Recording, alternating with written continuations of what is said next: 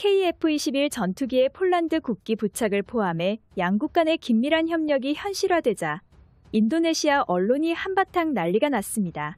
인니 언론 전원 자카르타에 따르면 KF-21 전투기 개발 계획에 기존 계획보다 더욱 많은 인도네시아 조종사를 추가로 편성하지 않는다면 사실상 한국이 인도네시아와의 공동개발 계약 규정을 어기는 것이나 마찬가지라며 자기들이 먼저 분담금 지불을 하지 않은 건 망각해버리고 말도 안 되는 행동을 벌이고 있는데요. 그런데 갑자기 한국이 폴란드와 협력을 우선시 두자마자 인니 국영 언론 전원 자카르타가 한국을 상대로 분풀이를 하려는 것인지 KF-21 보람의 전투기의 성능을 깎아내리는 이상한 보도를 게시해 큰 논란이 되고 있습니다. 당장의 분담금 합의에 대한 잘못을 인정하고 우리에게 사과하는 행동도 아니고 이번에도 정말로 이해할 수 없는 인니 언론의 행동인데요. 무엇보다도 이번 인니 언론의 주체가 인니 국방부의 후원을 강하게 받고 있기에 사실상 인니 국방부의 꼭두각시나 다름없습니다.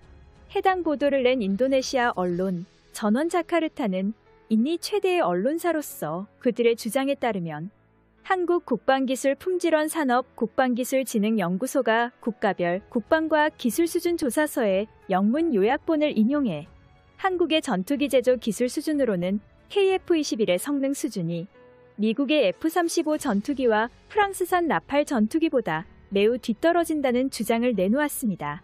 이것은 KF-21 6호기에 인도네시아 조종사의 추가 편성이 없어지자마자 일어난 일로 또 다른 인니 언론들이 합심해서 KF-21 전투기를 깎아내리는 상황이 일어나고 있습니다.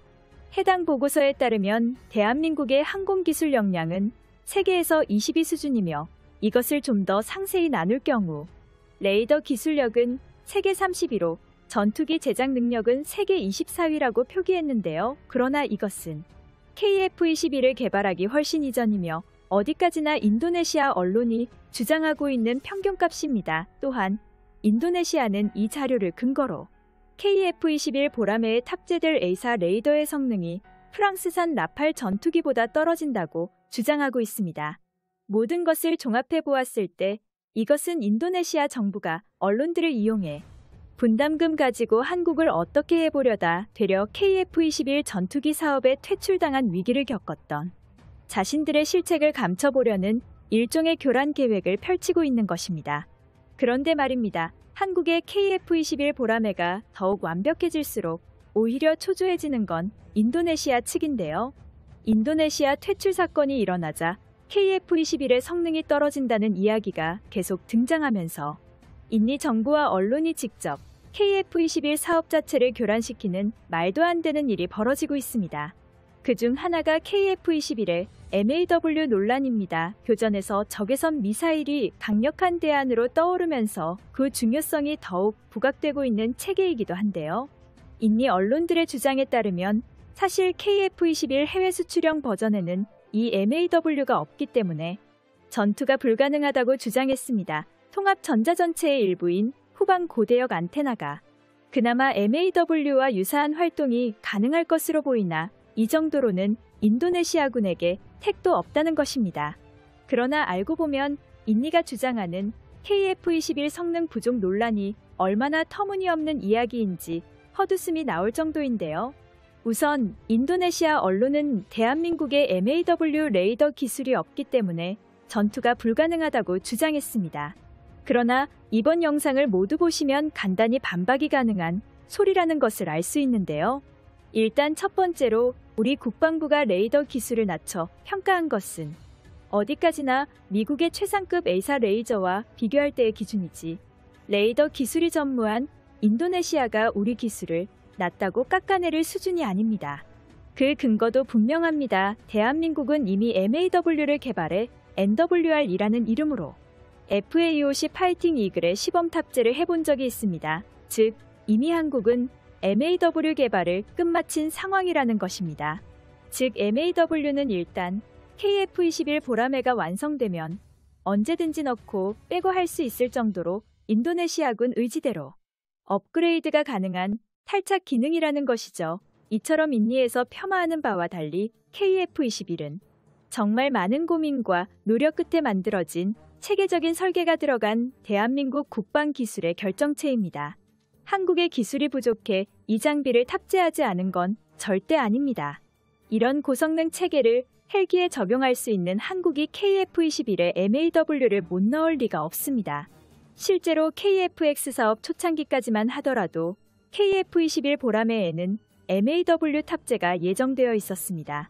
그렇다면 지금은 왜 적용되지 않은 것일까요? 이유는 간단합니다. 우리 군이 해외 수출을 위한 도입 가격을 낮췄기 때문인데요.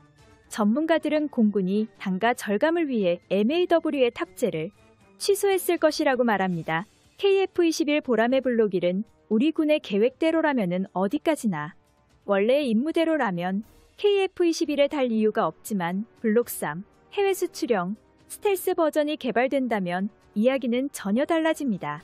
별도 장치로 분리되어 있는 콕피트 앞에 튀어나와 있는 IRST를 내장형으로 변경해 KF-21에 완전하게 스텔스를 변경하는 블록 3 사업을 진행한다면 반드시 국산 MAW로 탑재될 것입니다. 당연히 KF-21 블록 3은 F-35와 같은 스텔스 기간의 교전을 고려해야 하기 때문인데요. 따라서 블록 3 이후에는 수리원에 적용됐던 MWR보다 훨씬 우수한 국산 MAW가 장비될 것이 확실합니다. 모든 내용을 종합하자면 KF-21의 성능이 떨어진다고 인도네시아가 평가할 수준이 절대 아니라는 것이 분명합니다. 인니 측도 현실을 인정해야 하며 자기들이 먼저 사업에서 탈락할 법한 행동을 해놓고 뒤늦게 한국을 폄하해봤자 돌아오는 것은 아무것도 없다는 것을 똑똑히 기억해야 할 것입니다. 반면 인니 언론을 제외하고 전 세계 군사 전문가들이 주목한 점은 시제기의 완성이나 KF-21의 무장체계였습니다. 정부 관계자에 따르면 올해부터 KF-21 보라매에 장착할 극초음속 미사일을 기체에 직접 탑재하려 나설 예정이라고 합니다.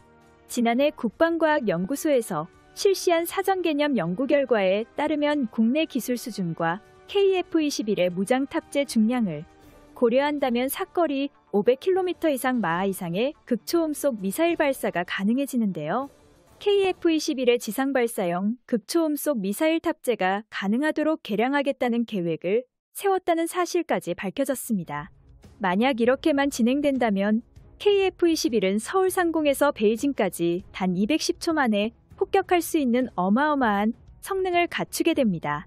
한국은 그동안 천공과 현무사 미사일 등 새롭게 개발되는 모든 신무기의 시험평가에 대해 외부에 알려지지 않도록 촉각을 곤두세우고 있었는데요.